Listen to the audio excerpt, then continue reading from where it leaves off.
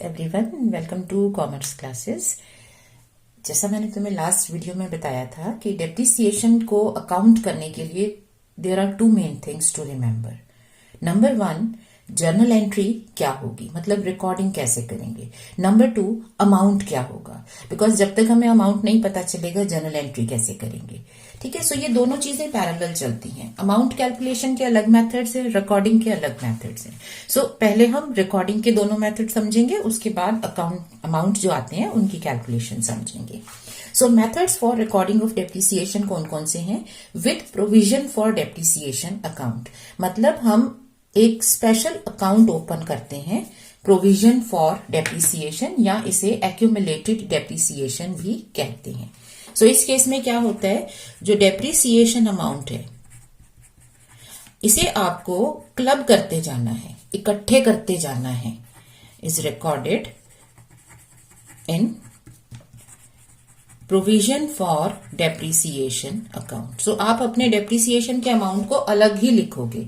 सो हर साल ये अमाउंट इसमें क्लब होता जाएगा। सो इसको एक्यूमुलेटेड डेप्रिसिएशन अकाउंट भी कहते हैं, कि इसमें हमारा डेप्रिसिएशन जमा होता जा रहा है। जैसे मान लो फर्स्ट ईयर में आपने 10,000 चार्ज किया, नेक्स्ट ईयर आपने 9,000 चार्ज किया। सो ये अलग अलग आएगा। एसेट में अलग रहेगा, एसेट में कुछ नहीं लिखना, डेप्रिसिएशन अलग से क्लब होगा। दूसरा मेथड क्या है? Without provision. सो अब हमें इस केस में क्या प्रोविजन बनाना नहीं है, तो क्या करते हैं, जो डेप्रिसिएशन का अमाउंट है वो डायरेक्टली चार्ज कर देते हैं एसेट अकाउंट में। देखो डेप्रिसिएशन का इफेक्ट क्या है कि इससे हमारी एसेट की वैल्यू कम हो जाती है, and this is an expenditure also. So आप क्या करते हो, आप डेप्रिसिएशन को सीधे एसेट अकाउंट में लिख देते हो और एसेट की वैल्यू को कम कर देते हो तो यही रहा है ना। जैसे आपकी एसेट है मान लो 1 लाख की, अब उस पर आप इसकी लाइफ को मान लो 10 इयर्स है, तो आपको ये एसेट 10 इयर्स में खत्म करनी है। सो सिंपल केस लेते हैं, 1 लाख कॉस्ट है, 10 साल में इसे खत्म कर देना है। सो आप 10 हिस्सों में इसे बांट दोगे और धीरे धीरे इसकी वैल्यू गिराते जाओगे, ताकि जब रियलिटी में इसकी यूटिलिटी खत्म हो रही है ना, जब 10 साल बाद आपको पता है कि ये वैल्यू लेस हो रही है एसेट, इसका यूज खत्म हो जाएगा, इसे स्क्रैप बना के बेचेंगे, तो आप उस टाइम पर उस एसेट की वैल्यू को बुक्स में भी 0 पर या कम पर ले आओगे। सो आप क्या करोगे, जितना भी डेप्रिसिएशन है वो एसेट में कम कर दो। तो जब एसेट खरीदी थी 1 लाख की थी, 1 साल के बाद व्हेन यू चार्ज डेप्रिसिएशन 10,000, तो आप क्या करोगे, उस 1 लाख में से 10,000 कम कर दोगे। अब आपकी एसेट 1 साल पुरानी हो गई, 90,000 पे बुक्स में आएगी। तो इसमें क्या है, जो डेप्रिसिएशन हम एसेट में माइनस करते रहेंगे, और माइनस करने से क्या होगा, एसेट की वैल्यू गिरती जाएगी। तो आपके बुक्स में जब आप कंपेयर करोगे पिछले 4 साल में अपनी एसेट्स, तो आपको दिखेगा कि हाँ ये एसेट 1 लाख की थी, 90,000, 80,000, 70,000, तो वो धीरे धीरे जो वैल्यू में कमी आ रही है वो हमें बुक्स में भी दिखेगी। तो बुक वैल्यू, जिसे हम बुक वैल्यू कहते हैं, वो गिरती जाएगी, और इसको रिटर्न डाउन वैल्यू भी कहते हैं। रिटर्न डाउन मतलब जो हमने लिख के गिरा दी, रिटर्न डाउन, हम धीरे धीरे गिरा रहे हैं वैल्यू, तो जो कम होती जा रही है ना वो वैल्यू दिखेगी। ठीक है, सो इस केस में क्या करते हैं, एक तो जब भी एसेट परचेज करते हैं, परचेज की एंट्री तो हमें पता है, तो जिस भी डेट को परचेज हो रही है वो एंट्री कर लेंगे। लेकिन अब हम क्या कर रहे हैं, recording of depreciation. So at the end of each year, हर साल आपको क्या करना है, अपनी एसेट को डेप्रिशिएट करना है। So depreciation as an expense debit करेंगे, ठीक है ना। सो डेप्रिसिएशन डेबिट हो गया, और ये कहां जाना है, इसे डायरेक्टली रिकॉर्ड करना है एसेट अकाउंट में, तो दूसरी साइड में आ जाएगा एसेट अकाउंट। और इसका रीजन एक और भी है, क्योंकि हमारी एसेट में कमी हो रही है, तो जब एसेट आती है हम डेबिट करते हैं, तो उसकी कमी क्रेडिट साइड में, एसेट्स का प्लस होता है डेबिट, तो उनका माइनस होगा क्रेडिट। तो एसेट में कम करना मतलब क्रेडिट कर देना।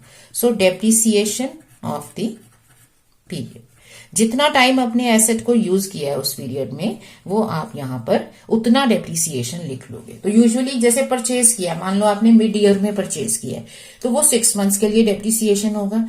और उसके बाद तो पूरा साल आपके पास है, आप एनुअल डेप्रिसिएशन लगाते जाओगे। फिर एंड में अगर एसेट को डिस्पोज ऑफ करते हो, सेल करते हो, तो फिर अगेन तुम्हें देखना पड़ेगा कि कितना टाइम ये एसेट यूज हुई है। सो हर साल एंड में हमें एक तो डेप्रिसिएशन चार्ज करना है। दूसरा क्या होता है, जो डेप्रिसिएशन है ना, ये एक एक्सपेंडिचर है, खर्चा है। तो खर्चों को हमें अपने P&L अकाउंट में क्लोज कर देना होता है। हम खर्चे साथ में लेके नहीं चलते हैं कि मैं आपकी बुक्स देख के देख लूंगी कि पिछले 5 साल से, जब से आपका बिजनेस शुरू हुआ है, आपके टोटल एक्सपेंसेस कितने हैं। नहीं, हमें सिर्फ प्रॉफिट लॉस लेके जाना होता है। सो एक अकाउंट बनता है, वो अभी आप सीखोगे, प्रॉफिट एंड लॉस अकाउंट।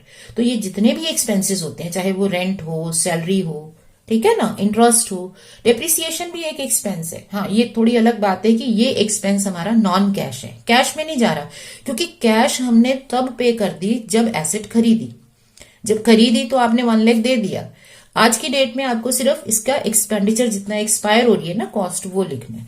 सो इसे हम प्रॉफिट एंड लॉस अकाउंट में डेबिट करते हैं। जब खर्चा लिखा तो डेबिट हुआ ना, अब इसे क्लोज कर देना है, इसे कंटिन्यू नहीं करना। तो इस बैलेंस को हम आगे नहीं लेके जाते हैं। तो डेबिट का उल्टा होता है क्रेडिट। सो डेप्रिसिएशन क्रेडिट हो गया और P&L में इसे डेबिट कर दिया। क्यों? क्योंकि ये एक्सपेंडिचर है, एक्सपेंसेस आर डेबिटेड। सो इस अकाउंट में सारे एक्सपेंसेस डेबिट होते हैं, सारी इनकम्स क्रेडिट होती हैं। सो इसे वहां पे ट्रांसफर कर दिया। तो ये अकाउंट खोला, तो ये आपके अकाउंट जो है ना, ये एक ही बार बनते हैं, ये आपका ईयर आफ्टर ईयर नहीं जाता। आपने अकाउंट ओपन किया, डेप्रिसिएशन चार्ज किया, उसको क्लोज कर दिया, बस। अब ये हर साल होगा, first year, second year, third year, तो ये एंट्रीज हमारी रिपीट होंगी। तो बार बार यही एक काम करना है। तो इसमें जो लेजर अकाउंट्स हैं वो कौन कौन से बन जाते हैं? एक तो आपका एसेट अकाउंट बनता है। इस अकाउंट में क्या होगा, ड्यूरिंग अ पर्टिकुलर ईयर अगर आप एसेट खरीदते हो तो वो डेबिट में आता है, क्योंकि एसेट्स के डेबिट प्लस होते हैं, क्रेडिट माइनस होते हैं। सो 2 बैंक अकाउंट और वेंडर अकाउंट अगर आप परचेज कर रहे हो। बट आप परचेज तो एक ही बार करोगे ना, या हो सकता है 2 मशीन्स खरीद लोगे, बार बार तो करोगे नहीं, ठीक है ना। तो आप क्या करेंगे, ईयर में जब भी जिस डेट को परचेज किया, देन एवरी ईयर एंड में हमें यहां पर डेप्रिसिएशन चार्ज करना है। आप डेप्रिसिएशन चार्ज करो जितना भी अमाउंट आपके जो मेथड का है उसके अकॉर्डिंगली। तो अभी मैं अमाउंट लेके चलूंगी, ठीक है। फिर बैलेंस कर देते हैं, because at the end of each year accounts are balance. दोनों का डिफरेंस कर लो तो वो आपका बैलेंस बचेगा। नेक्स्ट ईयर आपका बिगनिंग में जो बैलेंस होते हैं हम ब्रॉट डाउन कर देते हैं, टू बैलेंस ब्रॉट डाउन। फिर ट्रांजैक्शन एक ही रहने वाली है कि हर साल एंड में डेप्रिसिएशन चार्ज करना है।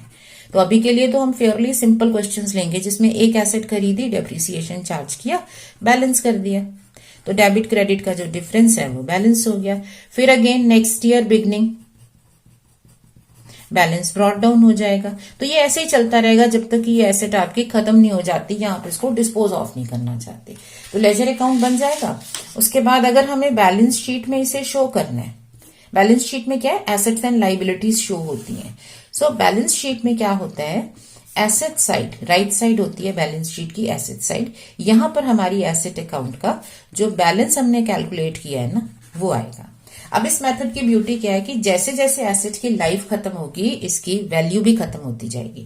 तो ये एसेट आपकी बुक्स में पुरानी होती जाएगी। जब खरीदी थी 1 लाख की थी, फिर डेप्रिसिएशन चार्ज किया, कम हो गई, अगले साल और डेप्रिसिएशन चार्ज किया और कम हो गई। तो धीरे धीरे ये पुरानी होती जाएगी और हमें दिखेगा कि इसकी वैल्यू गिरती जा रही है और हमारी बुक्स में ये धीरे धीरे इसकी लाइफ खत्म हो रही है। ठीक है, तो अब इसे एक क्वेश्चन से प्रैक्टिस कर लेते हैं। ठीक है, एक सिंपल सा क्वेश्चन क्या लिया कि एक एसेट परचेज की, मशीन परचेज की फॉर 2,20,000। इसकी लाइफ है 10 ईयर्स, मतलब 10 साल ये चलेगी और after 10 years you can sell it for 30,000। मतलब जब आप इसे बेचोगे तो आपको 30,000 वापस मिल जाएंगे। देखो 220 आप स्पेंड कर रहे हो लेकिन सारा नहीं जाएगा आपके हाथ से। जब ये बेचोगे एंड में तो इसमें से 30 हमें वापस मिलने वाला है। ठीक है, तो कितनी इसकी कॉस्ट कम होगी वो हमें मेजर करना होगा। X limited spent 10,000 rupees on it's installation. तो अब इस मशीन पे कितना खर्चा आपने कर दिया, 220 की आपने खरीदी और 10,000 इसका इंस्टॉलेशन भी पे किया, प्लस आपने जीएसटी पे किया। आपने जीएसटी कितना पे कर दिया, 18% ऑन इट्स परचेज। ठीक है। तो अब आपकी एसेट खरीदी गई और एसेट पर आपने जीएसटी पे किया, तो ये सारी एंट्रीज अब आपको करनी है। जो कॉस्ट ऑफ एसेट है उसके बेसिस पर हमने क्या रूल समझा था। ओके, सपोज डेट हम लिख लेते हैं, यहां डेट नहीं दी है तो हम ईयर की beginning, year first, year second ऐसे मानेंगे। तो मान लो ईयर फर्स्ट में बिगिनिंग में हमने ये मशीन खरीद ली, ठीक है।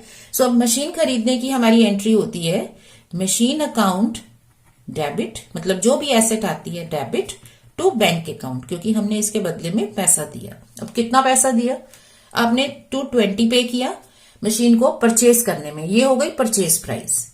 इसके बाद आपने 30,000 तो स्क्रैप मिलेगा, लेकिन वो पे तो नहीं कर रहे ना, इट्स नॉट कॉस्ट। आपने 10,000 इंस्टॉलेशन पे लगा दिए तो ये भी आ गया। फिर आपने जीएसटी भी पे कर दिया, लेकिन जो आपने जीएसटी पे किया वो मशीन की कॉस्ट नहीं होती है, ठीक है। बाकी जितने भी टैक्सेस हैं, जैसे मान लो आप मशीन बाहर से मंगाते हो, इंपोर्ट ड्यूटी लगती है, वो यहां ऐड होगी। लेकिन जो हमारा जीएसटी है, क्योंकि इंडियन अब टैक्स सिस्टम में जीएसटी आता है, तो जीएसटी हमारी एसेट की कॉस्ट में नहीं जाता है या सेलिंग प्राइस में नहीं जाता है। आपने शुरू के क्वेश्चन में समझा था, जीएसटी को सेपरेट रखते हैं। अब ये क्योंकि इन चीज खरीदने में दिया है तो इसे इनपुट जीएसटी करके सेपरेटली रिकॉर्ड करेंगे। उसे आप कैसे करोगे, इनपुट, क्योंकि एक ही जीएसटी है आईजीएसटी, तो आईजीएसटी लिखोगे। अदरवाइज ये सीजीएसटी एंड एसजीएसटी होता है, ये अलग पे करते हैं, इससे हमें क्रेडिट मिलता है। जैसे जब हमने ये पे किया तो हमारे पास एक स्लिप आ गई कि इतना आपने पे किया। कल को जब हम सेल करेंगे, हमें कस्टमर से जीएसटी मिलेगा, उससे पैसा लेंगे, वो हमें गवर्नमेंट को जमा कराना है। तो वहां पर हम क्या करेंगे कि इतना तो हम ऑलरेडी इस चीज पे कर चुके हैं, जो ये पर्सन जिसको हमने, जिससे मशीन खरीदी, जिसको दिया, वो पे करेगा, तो हम बाकी का पे कर देंगे। तो इसका हमें क्रेडिट मिल जाता है, इससे हमें बेनिफिट होता है, ठीक है। तो ये कॉस्ट का पार्ट नहीं होता, कभी भी जीएसटी अब कॉस्ट का पार्ट नहीं है, वो अलग ही लिखा जाता है। ओके, तो मशीन पे तुमने स्पेंड कर दिया 2,30,000 रुपीज, ये आ जाएगा। और जीएसटी आपने पे कर दिया कितना, जब आपने मशीन खरीदी उस पर 18%, सो 39,600,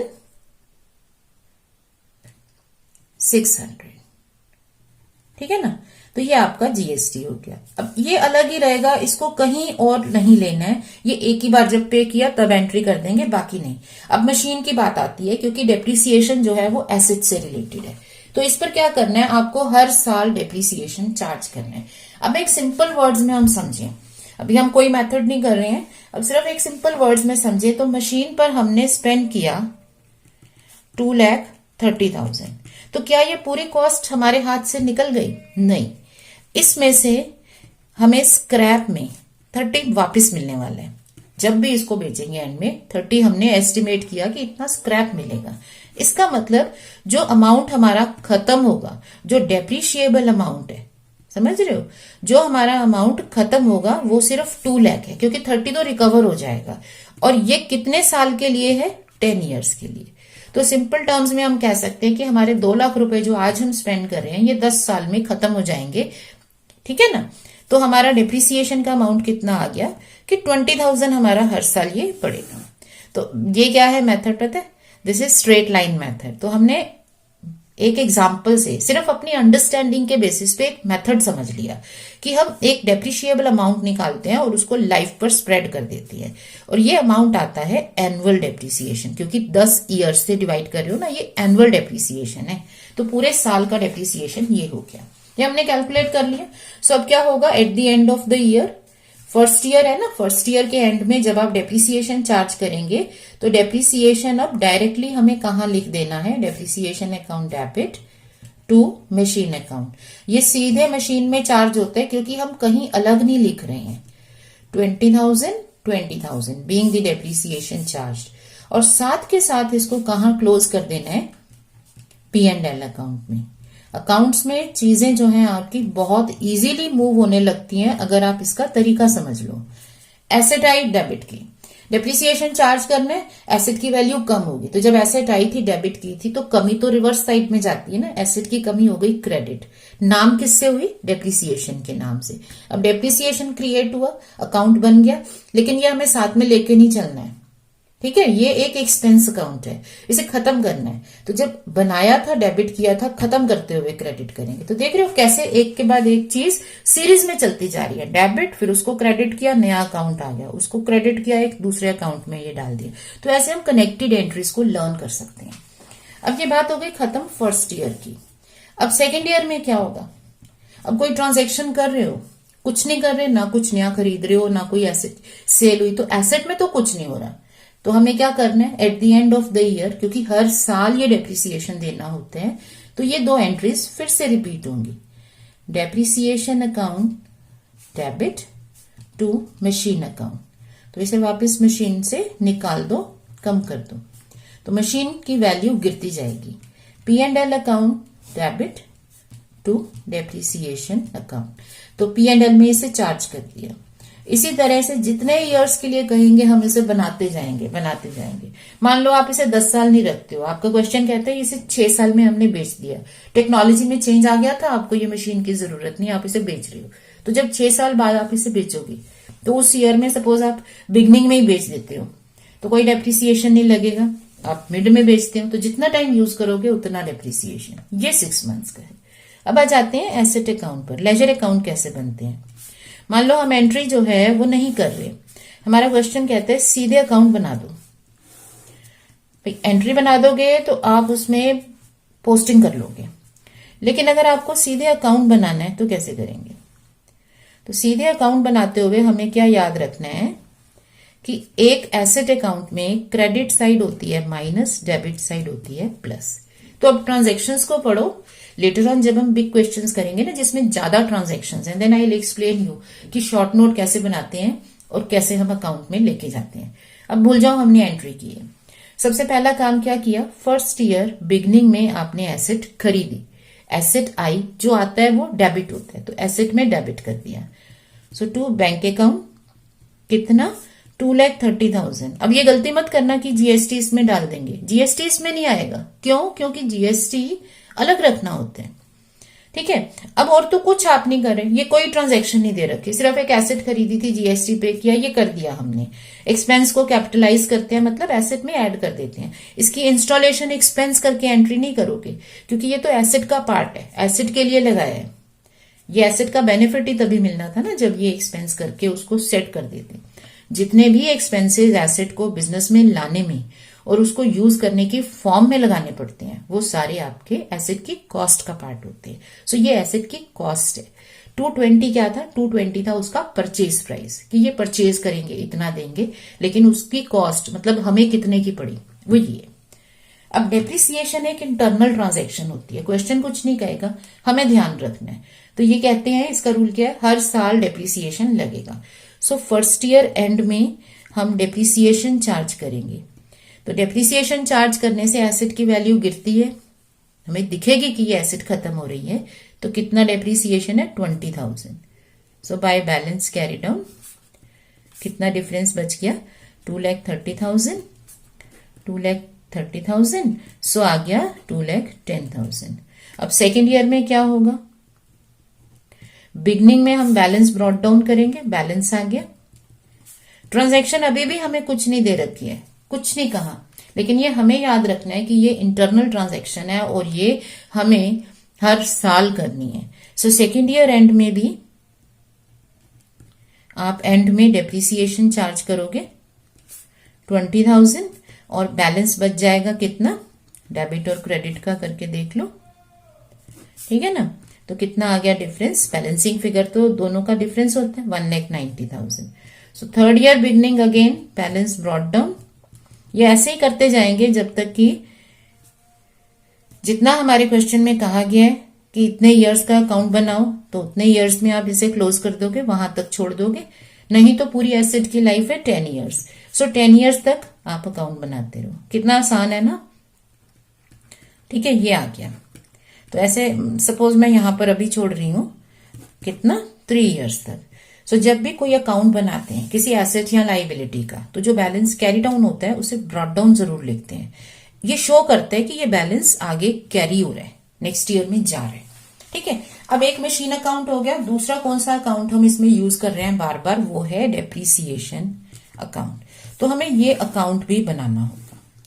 तो किसी भी अकाउंट को अगर हमें डायरेक्टली बनाना हो तो हम उसके लिए सोचते हैं कि इस अकाउंट में हमने क्या क्या ट्रांजेक्शन्स की।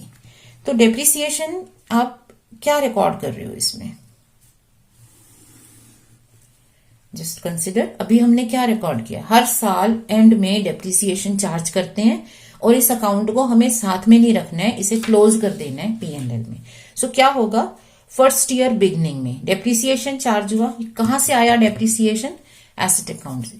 तो यहां पर हमने क्रेडिट किया था ना, तो क्रेडिट से दूसरी साइड पोस्टिंग होती है डेबिट।